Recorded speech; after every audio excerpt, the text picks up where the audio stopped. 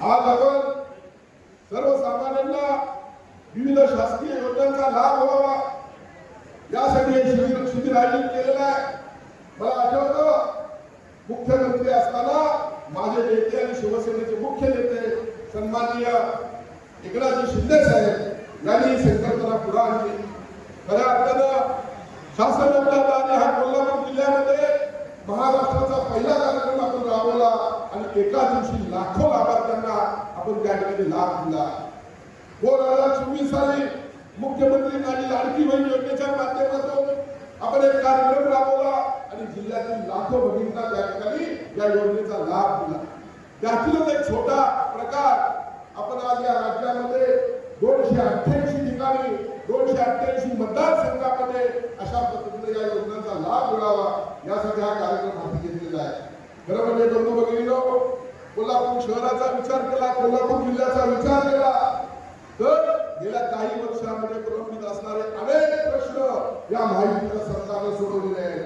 मी ज्या पद्धतीने म्हटलं त्या पद्धतीने कन्व्हेन्शन सेंटर असेल 300 कोटी रुपयाचं कन्व्हेन्शन सेंटर त्याची या कोल्हापूर जिल्ह्यात शहराला गरज होती ती या ठिकाणी आपण सरकारला पूर्ण करत आणलेलं आहे. लवकरच पूर्ण होत आहे. इमारती कॉलेज पूर्ण परिस्थितीमुळे 2019 साली 2021 साली जवळपास 10,000 कोटीचं नुकसान आपलं कोल्हापूर जिल्ह्याचं झालं. हे परत नुकसान होऊ नये यासाठी वर्ल्ड बँकेच्या माध्यमातून मित्राच्या माध्यमातून 3200 कोटी रुपयाचा एमआरपी प्रकल्प आता लवकर सुरू होतोय. त्याचबरोबर सर्किट बेंच आपण या ठिकाणी आणलं. हे सर्व भोसले नाट्यगृह जळीतग्रस्त झालं तेव्हा एका दिवसात सन्माननीय मुख्यमंत्री या ठिकाणी आले आणि त्यांनी 25 कोटी रुपये या ठिकाणी दिलं.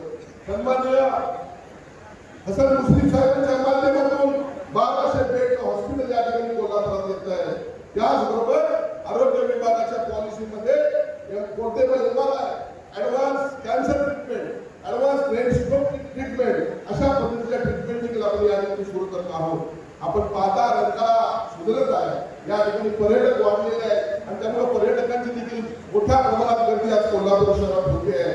आई अंबाबाई तीर्थक्षेत्र विकासासाठी 1445 कोटी रुपये शासनाने जाहीर केलेले आहेत. त्याचबरोबर आयटी सेक्टरसाठी 86 एकर जागा देखील या ठिकाणी शासनाने दिली आहे. आणि कालच झालेला एक करार या ठिकाणी कोल्हापूर शहरामध्ये आंतरराष्ट्रीय दर्जाचं क्रिकेट स्टेडियम व्हावं यासाठी मोठी जागा आपण दिली आहे. कोल्हापूर क्रीडा क्षेत्रासाठी दिलेली आहे.